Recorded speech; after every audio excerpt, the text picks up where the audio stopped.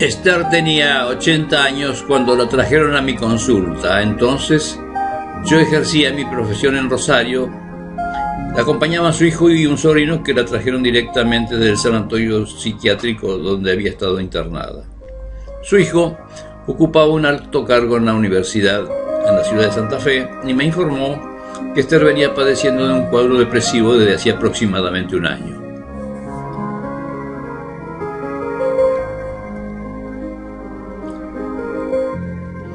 Había comenzado con un desgano general y una gradual lentificación de sus actividades habituales, como así también de su locuacidad, que había sido su signo distintivo.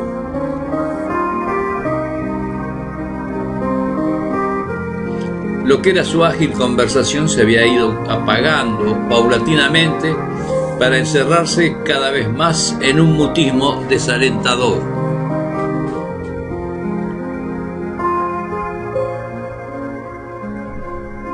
Había llegado al punto de desatender sus necesidades alimenticias y hasta su cuidado personal.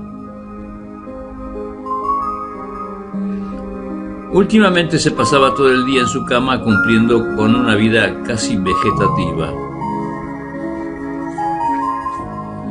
En varias oportunidades había insinuado que ya había vivido demasiado y que lo mejor que podía ocurrir era morirse.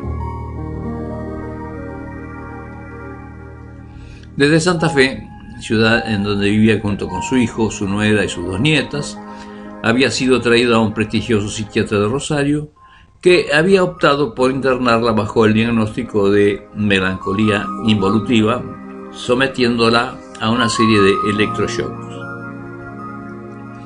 Este tratamiento resultó un completo fracaso, provocando un empeoramiento del cuadro. Esther no quería alimentarse y su peso disminuía en forma alarmante. Cuando la vi, habían transcurrido 2 meses de internación. Me fue imposible comunicarme con ella. Se mantenía encerrada en su mutismo, con la actitud encorvada, la cabeza gacha, la mirada fija en el suelo y con una expresión de melancólica ausencia aprisionada en su fruncido ceño adusto.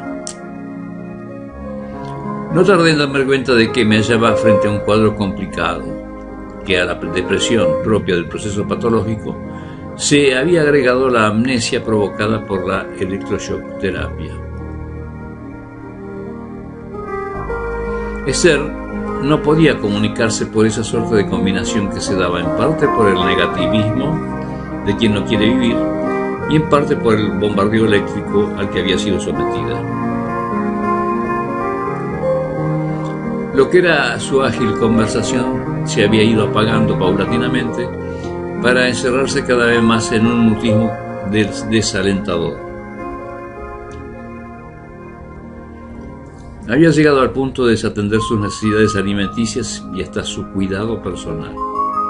Últimamente se pasaba todo el día en su cama cumpliendo con una vida casi vegetativa.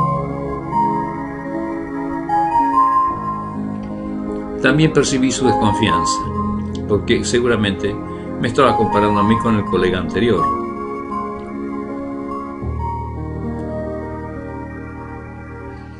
Elaboré entonces una estrategia y pensé que lo único que podía modificar el cuadro sería operar con una técnica diametralmente opuesta al tratamiento anterior y contraindiqué entonces la internación.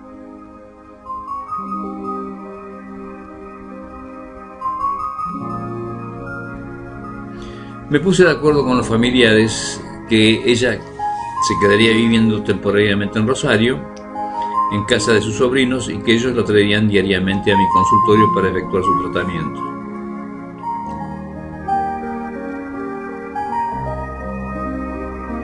Esther comenzó a concurrir a sus sesiones de psicoterapia. Dificultosamente subí hasta el primer piso donde se hallaba mi consultorio.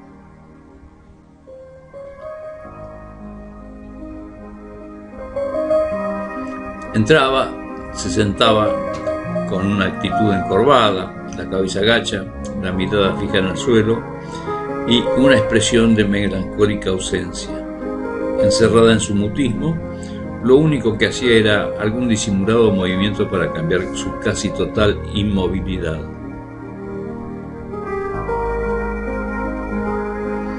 Por mi parte, poco podía hacer más que mantener una actitud de benévola y complaciente espera. Muda ella y mudo yo. Cuando llegaba al final del tiempo estipulado para cada sesión, la despedía hasta el día siguiente.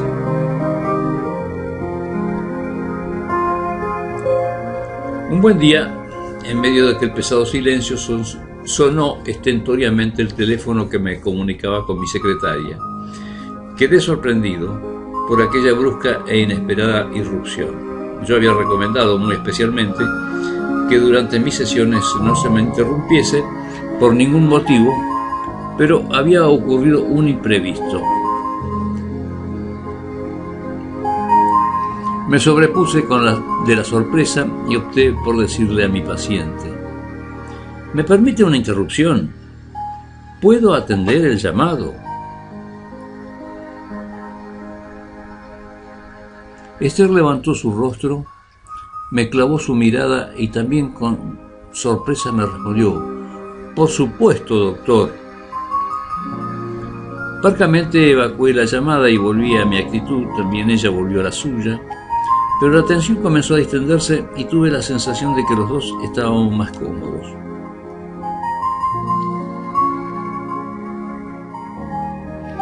Cuando volvió al día siguiente, Esther estaba totalmente desconocida.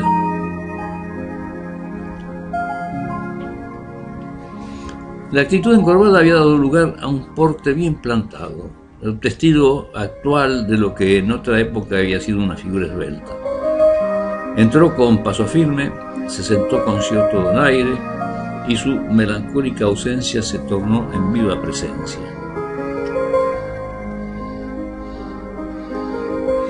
Con mirada escrutadora me estudió como si buscara en mí a otra persona y tuve la impresión de que trataba duramente de disimular la intriga y la curiosidad que yo le despertaba. Después de un silencio, comenzó diciendo: ayer me impactó su gesto. ¿Necesitaba usted mi permiso para atender la llamada? Yo no soy más que una paciente y todo paciente debe saber tolerar. Sin embargo, le confieso que su gesto me hizo bien, me hizo sentir respetada. La gentileza de alguien importante me hace bien. Luego continuó: mi hijo también es una persona importante. Ocupa un alto cargo en la universidad y está permanentemente ocupado. Desde que es tan importante ya no habla conmigo como lo hacía antes. Casi podría decir que hemos cortado toda comunicación a pesar de que estamos viviendo en la misma casa.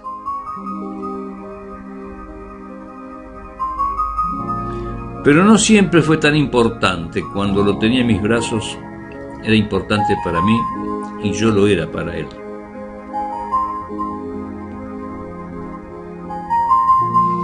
Entonces entró a hablarme ampliamente de cómo habían sido las relaciones entre ella y el hijo. Inmediatamente me di cuenta de que Esther estaba inconscientemente reviviendo conmigo las mismas características del vínculo con su hijo de algún modo. Yo estaba representando al hijo que le prestaba la atención que ella estaba necesitando desde hacía mucho tiempo.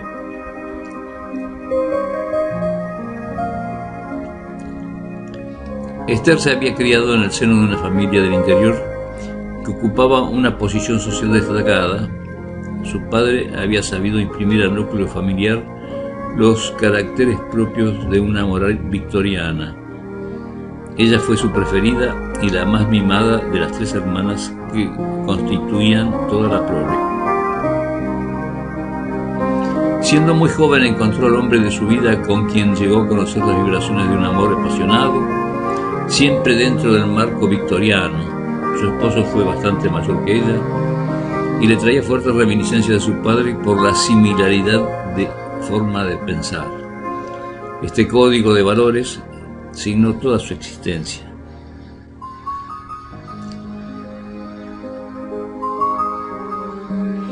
Aquel romance se cristalizó en 2 hijos que fueron la alegría de esos primeros años del matrimonio, especialmente el varón, que vino a constituir la viva imagen de su esposo y por ende de su padre.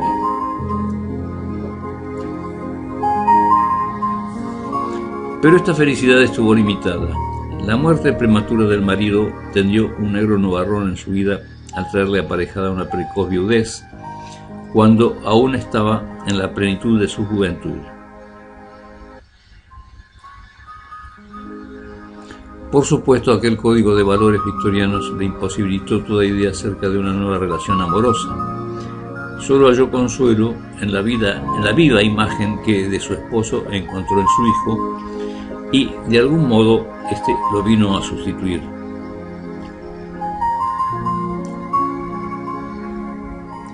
De aquí en más, la vida no fue nada fácil para Esther.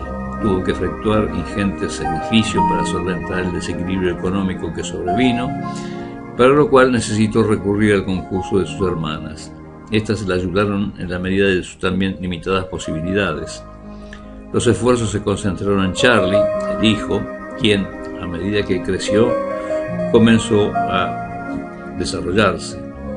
Por su parte, Charlie no defraudó en nada las esperanzas que se depositaron en él, pues se fue destacando brillantemente en sus estudios. Cuando llegó a los 18 años surgió la necesidad de encarar una carrera universitaria, y esto demandó nuevos esfuerzos, tanto de Esther como de la constelación familiar.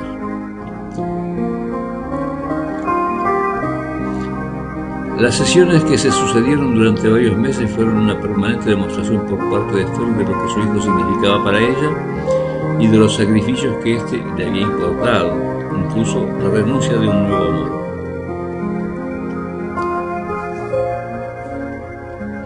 Pero ella se sentía satisfecha de su labor al ver los progresos que Charlie realizaba año tras año y se conformaba con saberse importante para él. Eso la compensaba ampliamente de todos sus esfuerzos, de todas sus renuncias.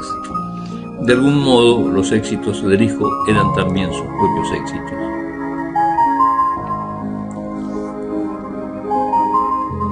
Llegó el momento del casamiento de Charlie y naturalmente la presencia de su nuera y luego la de sus 2 nietas vinieron a interponerse entre madre e hijo. Surgieron sentimientos de celos y rivalidad que acusaron serios impactos en el ánimo de Esther. Pero pudo absorberlos bastante bien, dado que acaecieron en un momento de su vida donde, todavía joven, en que sus resortes psíquicos contaban con una muy buena capacidad de amortiguación. Pero el tiempo fue pasando y los mismos años que abonaron la evolución del hijo, esos mismos años fueron marcando la involución de Esther. Cuando los 80 años la sorprendieron, el hijo ocupaba un lugar realmente importante en la comunidad. La profesión, la universidad y la cátedra habían ido desalojando lenta y despiadadamente el lugar que Esther había ocupado antes. La herida que se había insinuado en ella hacía muchos años comenzaba a sangrar. Mi hijo se fue alejando cada vez más de mí. Ya casi ni hablamos. Es inútil que lo espere cuando vuelve a casa. Cada vez vuelve más tarde y a veces no vuelve. Así se fue terminando mi mejor medicina. Entonces comprendí su mutismo inicial. Era el mutismo que se vinculó entre ella y su hijo. Y también comprendí su mejoría, que era su respuesta hacia alguien que volvía a atenderla y escucharla y hacerla sentir importante. Ella, que tanto había contribuido a los éxitos de su hijo, estaba nuevamente colaborando consigo misma. Esther evolucionó positivamente. La depresión fue cediendo paulatinamente y entonces apareció una personalidad notablemente rica.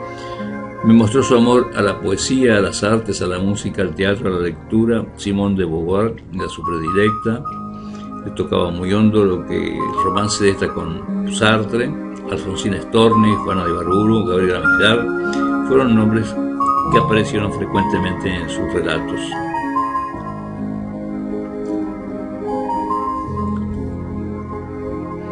En la medida que el proceso terapéutico fue progresando, Esther pudo concurrir sola a mi consultorio. Así llegó el momento de regresar a su ciudad, la ciudad de Santa Fe, y entonces decidió viajar semanalmente de Santa Fe para continuar su tratamiento, y así lo hizo. La mejoría se fue acentuando. Al integrarse nuevamente al medio familiar, comenzó a participar activamente de los avatares de la misma, y entonces se interesó intensamente por sus dos nietas, que estaban cruzando los umbrales de la adolescencia. Así fue que entonces tuvo que ir revisando su propio código de valores al revisar las vicisitudes propias de la edad de la adolescencia.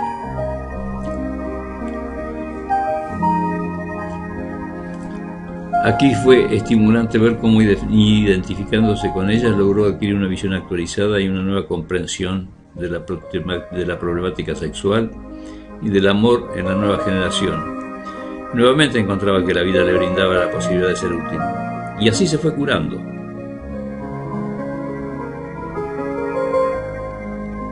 Un día ocurrió un hecho singular. Esther me refirió que sus nietas habían comenzado a aprender música y guitarra. Ella estaba muy entusiasmada y para acompañarla se puso a estudiar mandolina. Inmediatamente asocié la itálica mandolina con mi apellido. Así, con esa alusión tan indirecta, Esther había encontrado una forma sutil de hacerme partícipe de su afecto y de expresarme su gratitud.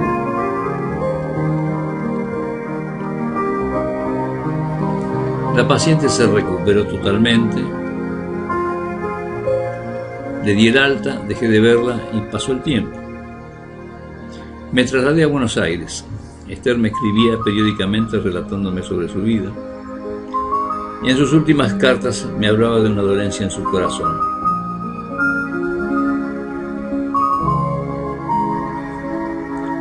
Cinco años después de aquel nuestro primer encuentro, me escribió pidiéndome una consulta en Buenos Aires.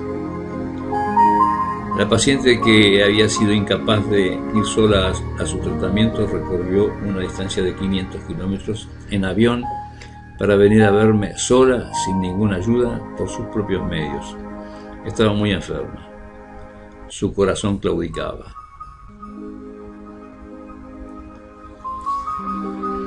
Necesitaba decirme que había cumplido su misión y que estaba satisfecha. Ahora podía morir tranquila. Los dos intuimos secretamente que esa era su última sesión. Había venido a despedirse. Fue la última vez que la vi.